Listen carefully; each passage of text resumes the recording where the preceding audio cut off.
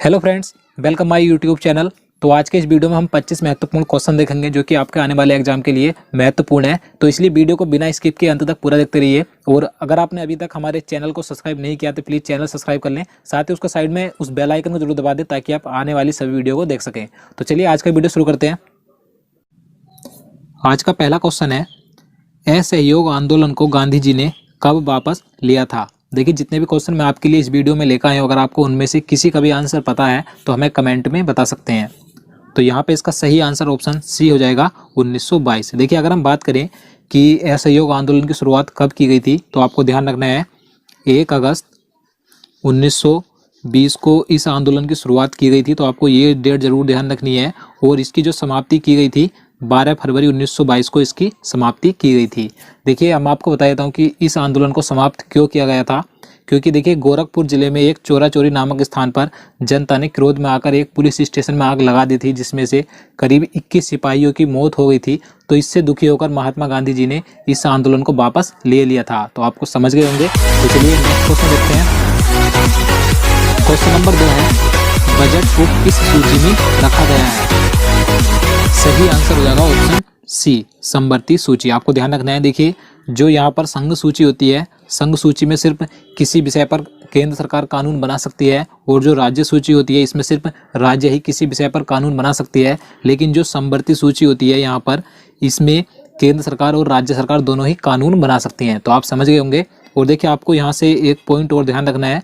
जो वर्तमान में संघ सूची में विषय हैं इस समय पर 100 विषय हैं, और राज्य सूची में यहाँ पर 61 विषय हैं, और समवर्ती सूची में 52 विषय हैं। तो आपको ये जरूर ध्यान रखना है, क्योंकि आपसे एग्जाम में पूछ लिया जाएगा कि बताइए संघ सूची में कितने विषय हैं, या राज्य सूची में कितने विषय हैं, या समवर्ती सूची में कितने विषय हैं। तो आपको ये ध्यान रखने हैं। तो चलिए नेक्स्ट क्वेश्चन देखते हैं। भारत में सर्वाधिक दूसरी बोले जाने वाली भाषा कौन सी है। सही आंसर हो जाएगा ऑप्शन बी, बांग्ला। देखिए, जो बांग्ला यानी कि जो बंगाली भाषा होती है, भारत में दूसरी बोले जाने वाली सर्वाधिक भाषा है। यानी कि अगर हम बात करें कि सर्वाधिक भारत में कौन सी भाषा बोली जाती है, तो आपको पता होगा हिंदी सर्वाधिक बोली जाती है। लेकिन दूसरे नंबर पर जो भाषा बोली जाती है भारत में, वो बांग्ला यानी कि बंगाली भाषा है। आपको ध्यान रखना है। तो अगला क्वेश्चन देखते हैं। क्वेश्चन नंबर 4 है, आधुनिक युग की मीरा के नाम से किसे जाना जाता है। सही आंसर हो जाएगा ऑप्शन बी, महादेवी वर्मा। आपको ध्यान रखना है। नेक्स्ट क्वेश्चन देखते हैं। आधुनिक युग का तुलसी किसे कहा जाता है। सही आंसर हो जाएगा ऑप्शन बी, मैथिली शरण गुप्त। इन्हें आधुनिक युग का तुलसी कहा जाता है। तो आपको इन्हें भी ध्यान रखना है। चलिए अगला क्वेश्चन देखते हैं। क्वेश्चन नंबर 6 है, भारत का पेरिस किसे कहा जाता है। राइट आंसर ऑप्शन डी हो जाएगा, जयपुर। राजस्थान की राजधानी जयपुर को भारत का पेरिस कहा जाता है। और देखिए, आपको ध्यान रखना है, जयपुर को ही गुलाबी नगर के नाम से भी जाना जाता है। नेक्स्ट क्वेश्चन देखते हैं। भारतीय संसद के 2 सत्रों के बीच अधिकतम समय सीमा कितनी होती है। राइट आंसर ऑप्शन बी हो जाएगा, 6 माह। 6 महीने होनी चाहिए भारतीय संसद के 2 सत्रों के बीच अधिकतम समय सीमा। आपको ध्यान रखना है। नेक्स्ट क्वेश्चन देखते हैं। भारत सरकार का सर्वोच्च विधि अधिकारी कौन होता है। देखिए, ये क्वेश्चन मैं आपको पहले कई बार बता चुका हूं, और ये कई बार एग्जाम में भी पूछा जाता है। राइट आंसर ऑप्शन सी हो जाएगा, अटॉर्नी जनरल। देखिए, अटॉर्नी जनरल को ही महान्यायवादी बोला जाता है। तो ये भारत सरकार का सर्वोच्च विधि अधिकारी होता है। आपको जरूर ध्यान रखना है। अगला क्वेश्चन देखते हैं। क्वेश्चन नंबर 9 है, ओणम किस राज्य का प्रमुख त्योहार है। सही आंसर ऑप्शन सी हो जाएगा, केरल। आपको ध्यान रखना है, केरल राज्य का ये प्रमुख त्योहार है। नेक्स्ट क्वेश्चन देखते हैं।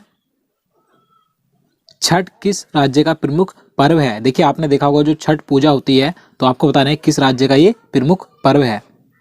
सही आंसर ऑप्शन डी हो जाएगा, बिहार। बिहार राज्य का प्रमुख पर्व है ये।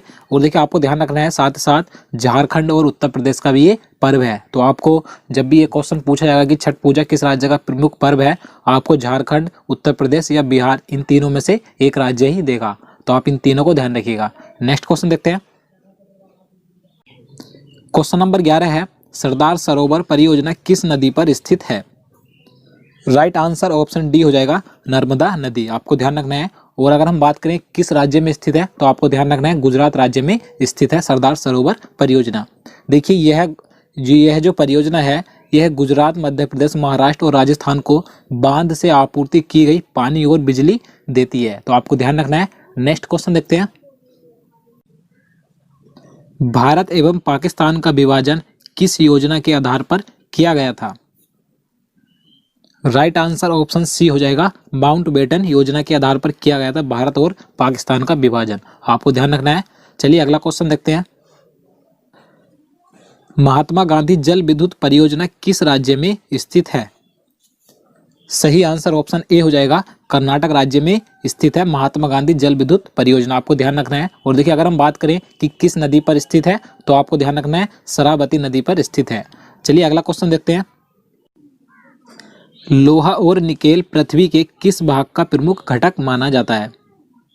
राइट आंसर ऑप्शन सी हो जाएगा, क्रोड। देखिए जो पृथ्वी का भाग होता है क्रोड, इसका ही घटक होता है लोहा और निकेल। आपको ध्यान रखना है। और देखिए कभी कभी एग्जाम में क्रोड न देकर आपको एग्जाम में निफे भी मिल सकता है, तो आप इसे भी ध्यान रखिएगा क्योंकि क्रोड को ही निफे भी कहा जाता है।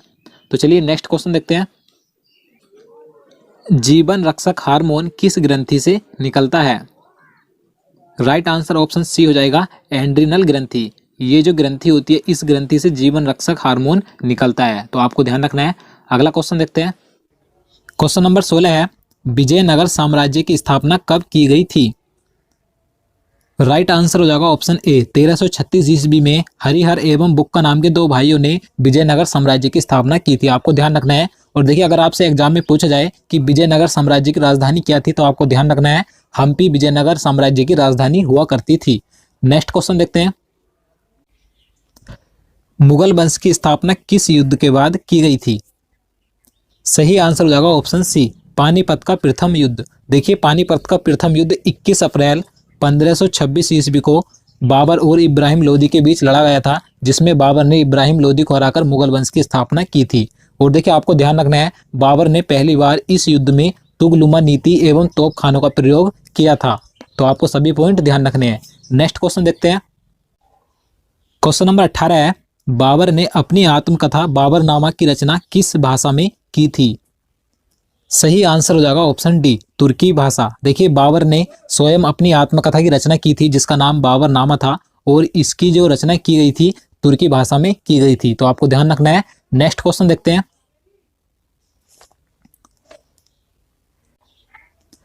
कन्नौज का युद्ध कब हुआ था? सही आंसर हो जाएगा ऑप्शन ए, 17 मई 1540 ईस्वी को। देखिए हुमायूं और शेर शाह सूरी के बीच में यह युद्ध लड़ा गया था। इस युद्ध में शेर शाह सूरी ने हुमायूं को हरा दिया था। तो आपको ध्यान रखना है। देखिए कन्नौज के युद्ध को बिलग्राम का युद्ध भी कहा जाता है। तो आपको ध्यान रखना है कि आपसे एग्जाम में कन्नौज का युद्ध ना देकर बिलग्राम का दे सकता है।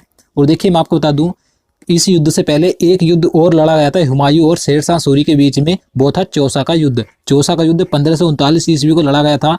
तो आपको दोनों ध्यान रखने हैं, पहले चौसा का युद्ध लड़ा गया था, उसके बाद कन्नौज का युद्ध लड़ा गया था। नेक्स्ट क्वेश्चन देखते हैं।